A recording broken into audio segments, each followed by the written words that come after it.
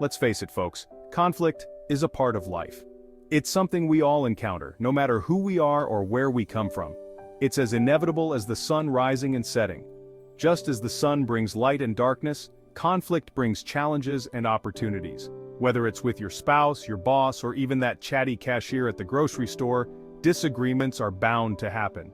These moments can be frustrating, but they are also a natural part of human interaction. But here's the thing, conflict itself isn't the problem. It's a signal that something needs attention, a chance to address underlying issues. It's how we choose to handle it that makes all the difference. Do we let it fester and grow, or do we face it head-on with a willingness to understand and resolve? Many people view conflict as something negative, something to be avoided at all costs. They might walk away or suppress their feelings, hoping the issue will disappear on its own. But you know what? Conflict can actually be an opportunity for growth, for understanding, and for strengthening relationships. When handled properly, it can lead to deeper connections and mutual respect. The key is to approach it with the right mindset and the right tools. This means being open to listening, willing to compromise, and ready to find common ground. Instead of seeing conflict as a battle to be won or lost, think of it as a chance to learn and grow.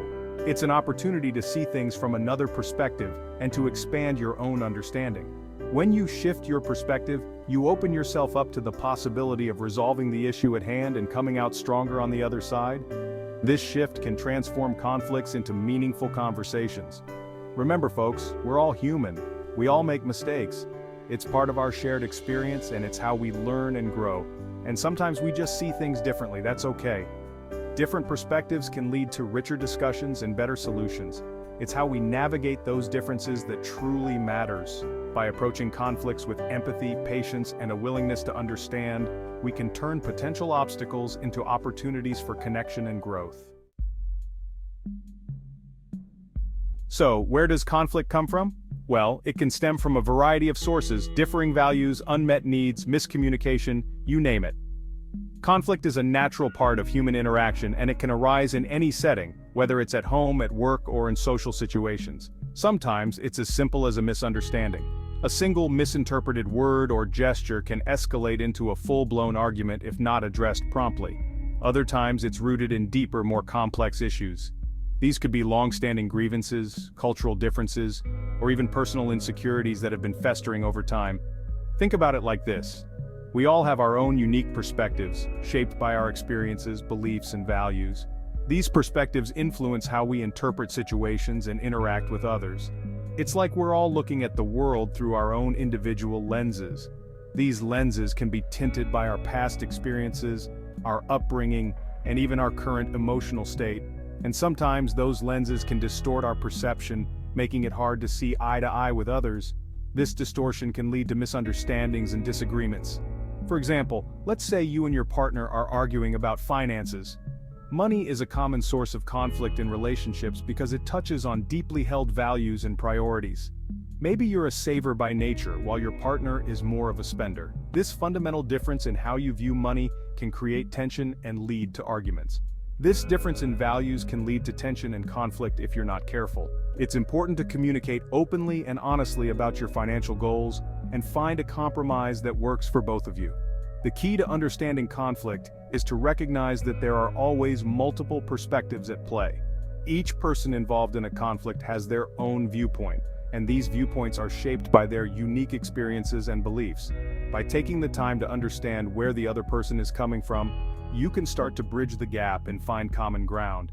This requires empathy, patience, and a willingness to listen without judgment. Active listening is a crucial skill in resolving conflicts. It involves not just hearing the words the other person is saying, but also understanding the emotions and intentions behind those words. When both parties feel heard and understood, it becomes easier to work together to find a solution that satisfies everyone involved. Conflict resolution is not about winning or losing, it's about finding a path forward that respects everyone's needs and perspectives. Now, when conflict arises, our natural instincts often kick in. It's almost like an automatic response, something deeply ingrained in our biology. You know what I'm talking about: fight, flight, or freeze. These are the three primary ways our bodies react to stress or danger. We either come out swinging, run for the hills, or shut down completely. Sound familiar? It's a survival mechanism that dates back to our earliest ancestors. The problem is, these instinctive reactions rarely lead to a positive outcome. In modern society, these responses can often make things worse. Fighting just escalates the situation, fleeing avoids the issue altogether, and freezing leaves everyone feeling unheard and frustrated. So what's the alternative? How can we handle conflicts more effectively? Instead of reacting impulsively, take a moment to pause and collect yourself. This brief pause can make a world of difference. Take a deep breath, count to 10, whatever it takes to break the cycle of reactivity. This simple act can help you regain control over your emotions. This will give you a chance to think clearly and respond in a more constructive way. Reflect on the situation, consider the other person's perspective, and choose your words carefully. Remember, folks, you're in control. You have the power to choose your response. Don't let your emotions hijack the situation. By staying calm and collected, you can navigate conflicts more effectively and find solutions that work for everyone involved. One of the most important skills you can develop in conflict resolution is active listening. And I'm not just talking about hearing the words the other person is saying. I'm talking about really listening, with your ears, your eyes, and your heart.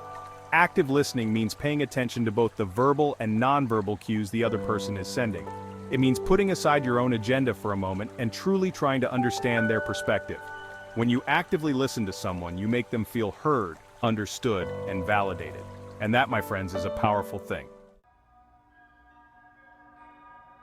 Section 5. Stepping into their shoes. Empathy in action. Active listening goes hand in hand with empathy. Empathy is the ability to understand and share the feelings of another person. It's about putting yourself in their shoes and seeing the world through their eyes. Now, empathy doesn't mean you have to agree with the other person's perspective. It simply means you're making an effort to understand where they're coming from.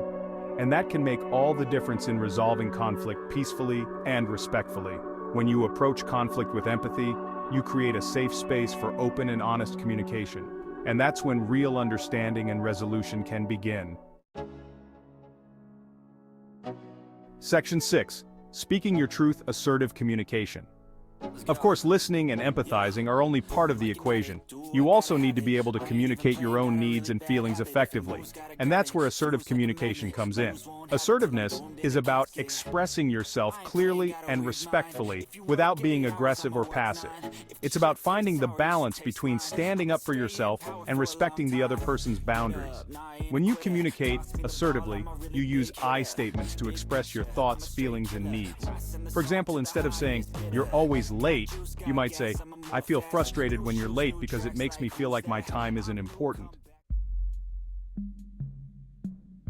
Section 7. The danger of you statements. See the difference? You statements tend to put people on the defensive, while I statements allow you to express yourself without blaming or attacking the other person. And that's crucial for keeping the lines of communication open. Another important aspect of assertive communication is setting boundaries. Boundaries are essential for healthy relationships because they help to define where you end and the other person begins. Remember, folks, you have the right to say no to things you don't want to do, to express your opinions, and to stand up for your values. Don't be afraid to speak your truth. Section 8. Finding common ground, collaborative problem solving. Once you've both had a chance to express yourselves and feel heard, it's time to start working towards a solution. And the key here is to approach it as a team. Instead of trying to win the argument, focus on finding a solution that works for both of you. This might involve some compromise, some creativity, and a whole lot of communication. Remember, folks, you're not on opposite sides here.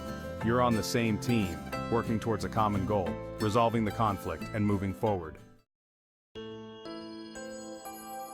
Section 9. The art of compromise, give and take for success. Compromise is an essential part of conflict resolution. It means being willing to meet the other person halfway, to give a little to get a little.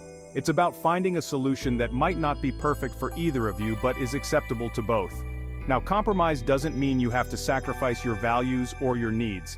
It's about finding a creative solution that honors both of your perspectives. Remember, folks, relationships are a two-way street. It's about give and take, about finding a balance that works for everyone involved. Section 10. Building bridges, strengthening relationships through conflict. Believe it or not, conflict can actually be an opportunity to strengthen your relationships. When handled effectively, conflict can lead to greater understanding, deeper connection, and a stronger bond.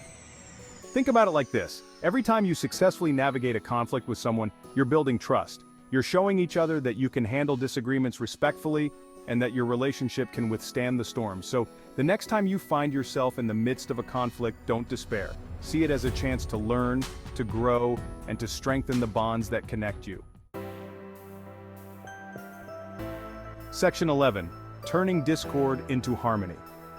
Conflict is a fact of life, but it doesn't have to be destructive. By embracing the principles of effective communication, empathy, and collaborative problem-solving, you can transform conflict from a source of stress and discord into an opportunity for growth and connection. Remember, folks, it's not about avoiding conflict altogether, it's about approaching it with the right mindset and the right tools. So go out there and turn those disagreements into opportunities for positive change.